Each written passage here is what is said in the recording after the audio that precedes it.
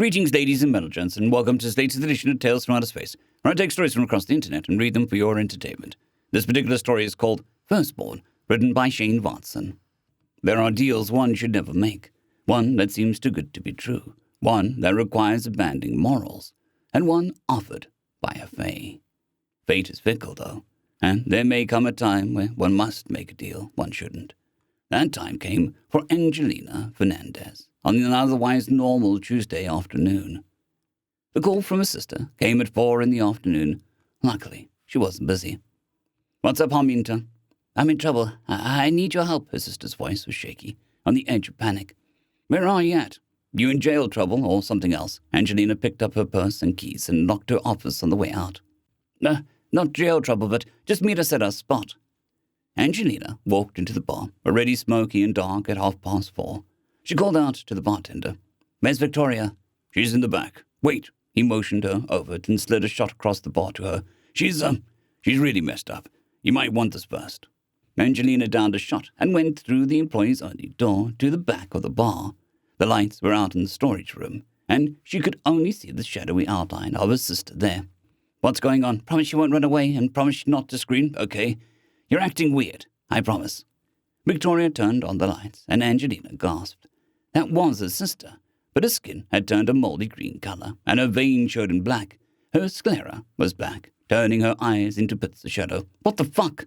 This Puta witch put a curse on me. Said I'll turn into a toad in a month. What witch? Where? I'll kill her." Victoria began to sob. "You can't. You have to get her to lift the curse. I'm pregnant. I don't want to be a toad. Yavala madra." "What exactly did the witch say?"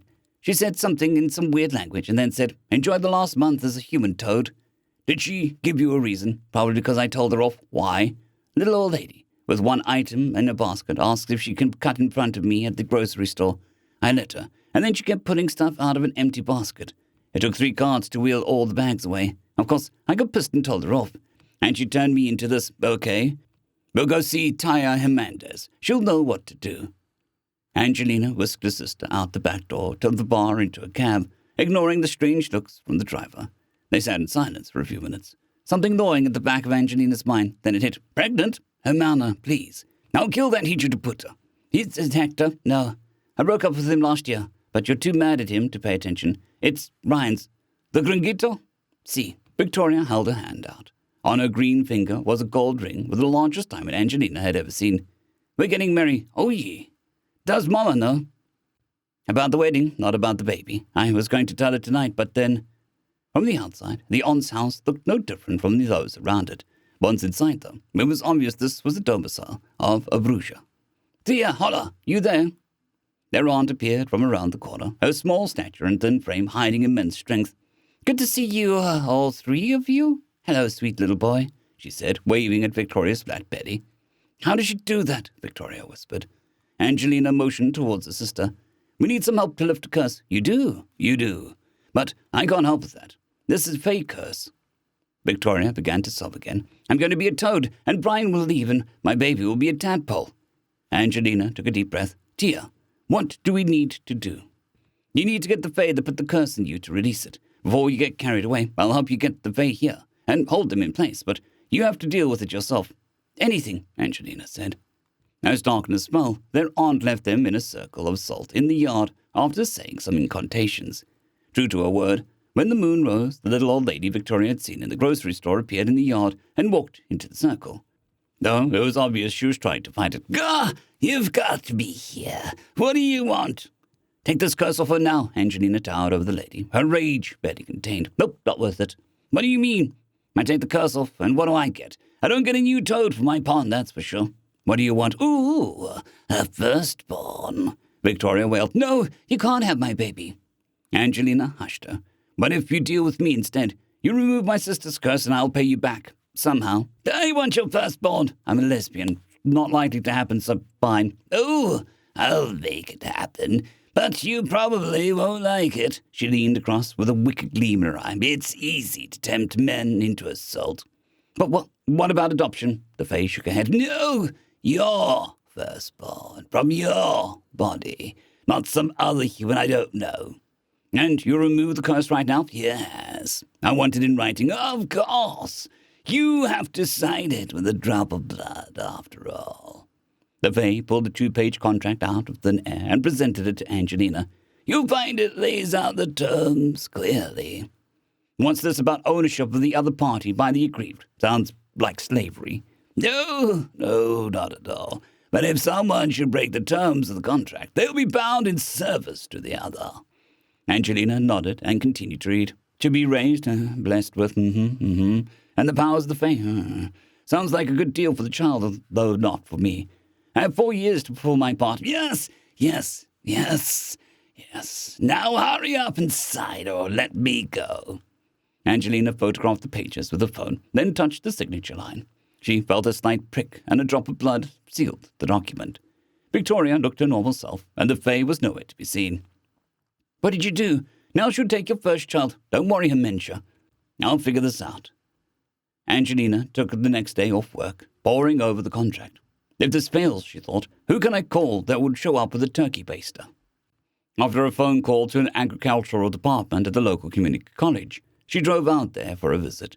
The professor, looking more like a farmer, walked with her past the milking stalls into the lab. Are you sure about this? It'll help us quite a lot, but it can be pretty uncomfortable. I'm sure so. I can tape these pictures every 24 hours and answer the questionnaire online, right? That's right. And you're sure you don't want the study pay? Nah, don't need it. He placed a mosquito in a tube against her arm, and they watched it feed. After removing the mosquito tube, he checked the spot under the microscope before putting the loose gauze bandage over it. Yep, there it is. Now, if you start to have serious allergic reactions, difficulty breathing and so on, get to the ER right away. It's rare, but we want to account for every possibility. Over the next few weeks, Angelina split her time between work, helping her sister plan a wedding, and taking daily pictures and answering questions about the growing lump on her arm.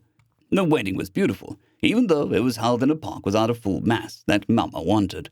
From there, the wedding parade wound through the neighborhood to the dance hall, where the reception went until the small hours of the morning.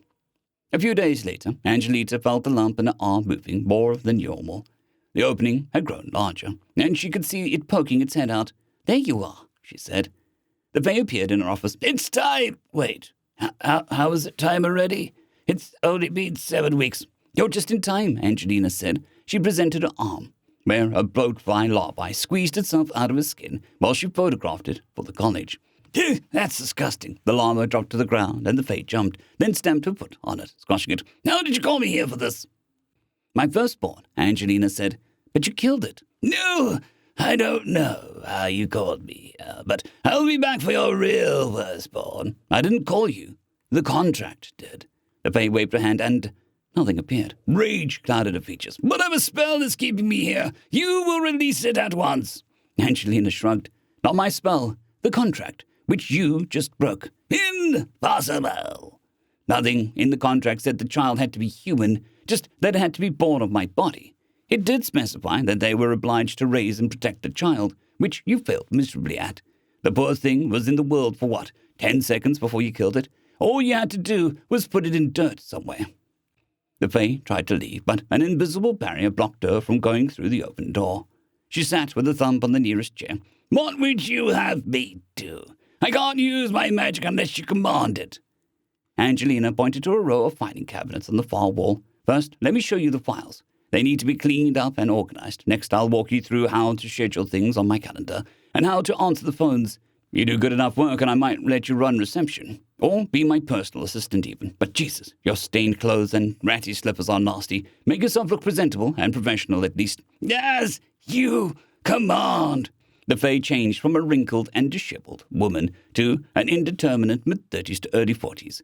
Her stained muumuu turned into a smart skirt and blouse. Her slippers into sensible heels. The frizzled mop of grey hair darkened and pulled itself into a neat burnet bun. And what should I call you? What is your name? She said nothing. Tell me your name. As you command. My name is Miriam. After walking the Fae through her duties, Angelina ordered out lunch for both of them. Sorry, I can't pay much right now, but you can live in my spare room, and I'll make sure you eat. Beyond that, the most I can pay is $12 an hour. We'll need to get some documentation for you as well, so that I can report your wages and taxes. Miriam produced a passport, birth certificate, and social security card. Will this do? I thought you couldn't use your magic unless I commanded it. It was an indirect command, but the magic understood. Miriam looked at the takeout container of food in front of her. I wouldn't have paid you. I know, but I'm not you. Angelina winked and took a big bite out of a sandwich when the phone rang. She motioned towards it. Miriam picked up the phone and answered, Law Officers of Angelina Fernandez. This is Miriam. How may I help you? End of story.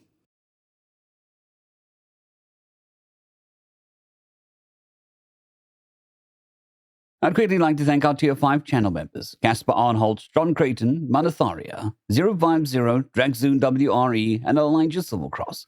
Thank you very much.